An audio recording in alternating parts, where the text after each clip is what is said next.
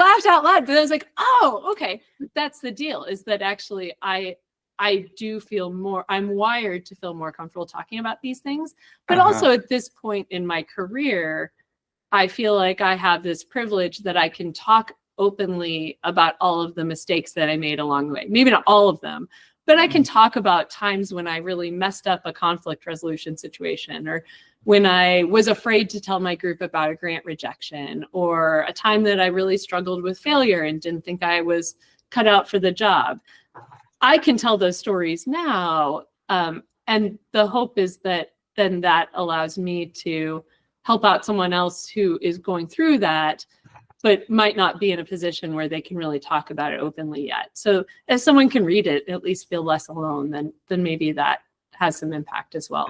It's such an important thing, particularly hearing that from somebody that is, you know, when you began, the story was that somebody told you that you shouldn't go into a science career, right? And maybe you're not typical in a science career, but at the same time that you have come through all of these issues and that you have, you know, grown, developed. I think it's so important for many people to hear that story and all of your stories and anecdotes that you have. I think it's such a fantastic endeavor.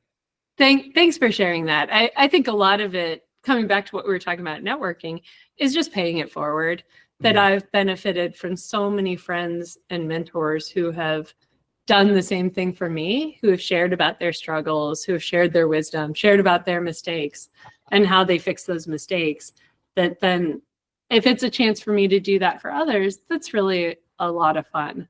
And some of it's humorous too. I think it was in my book proposal that I don't think I quite said this, but I would tell people, it's like if we sat down and talked about mentoring over drinks, right? It's supposed to just be like one friend to another, right? Like, I wasn't trained for this. Maybe you weren't trained for this either, but we can sit down and we can commiserate about the struggles.